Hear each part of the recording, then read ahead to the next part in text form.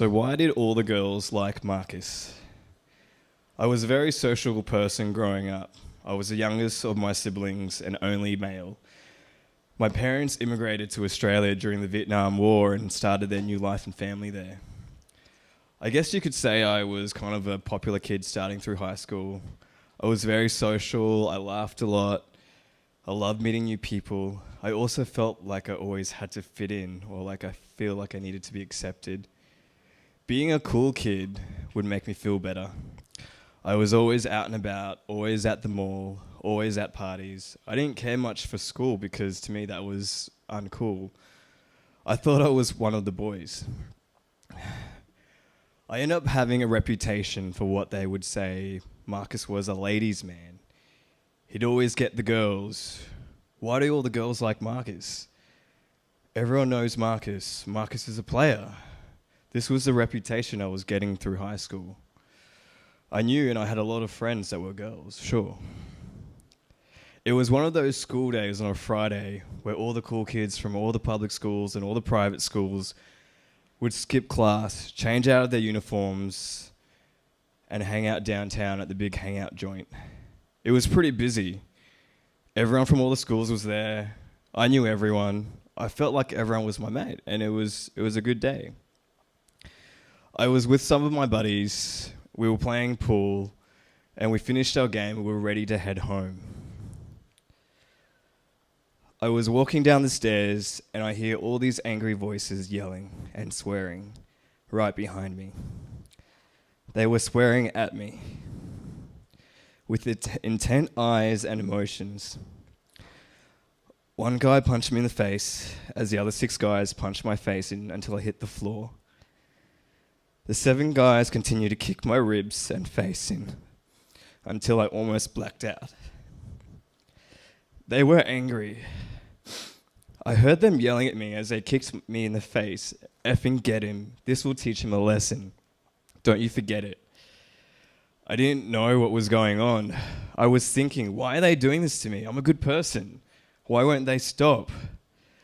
After the group ran off, my friend at the time was there and he helped me to get to the closest washroom to wash off all the blood. I didn't know what to say.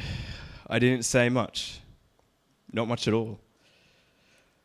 Over the next week, word spread fast and all the groups and all the cliques had heard about what happened, that I'd been gang bashed. I was pretty popular with the girls. It turns out that I was gang bashed by the group of guys because there was a rumor going around that I had been flirting or making inappropriate moves to one of the guys' girlfriends. This, of course, was not true, nor was I ever interested. I was 15 years old. I was feeling so hurt, ashamed, abandoned, and so many emotions.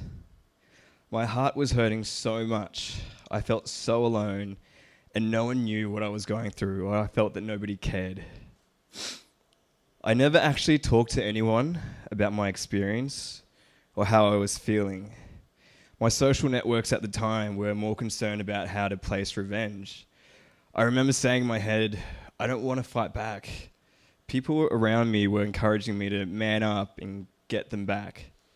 People were telling me that if I told the cops that I was giving in and being weak. My parents didn't know and find out until years later through a conversation. I didn't want to disappoint them. I was ashamed. I became reserved and less eager to join new social situations. I felt like I was being punished for who I was. I felt numb. I just didn't get it. I was blaming myself and hating myself for being weak. That I was beaten up for such an obnoxious reason. I was silently screaming for help. I felt this notion of weakness because I got beaten up by a bunch of guys that I didn't know personally, but I knew who they were. I never talked about this to my friends, my family, or anybody. I thought that being emotional about it would make me look even weaker. It would make me look like less of a man. I had learned through growing up, school and whatnot, that hanging out with the boys is suck it up, the strong don't cry. So that's what I did. I shut it off. I didn't know how to deal with all these emotions at the time. I had this irrational archetype of what I was supposed to be in front of everybody. I just wanted to be me. Weeks went by. Months later, I stopped being very social. I stopped going out and meeting new people. I didn't care for it. From being that popular kid, I became that loner guy. That's what I wanted at the time. I didn't feel like I belonged anymore. I didn't know who I was.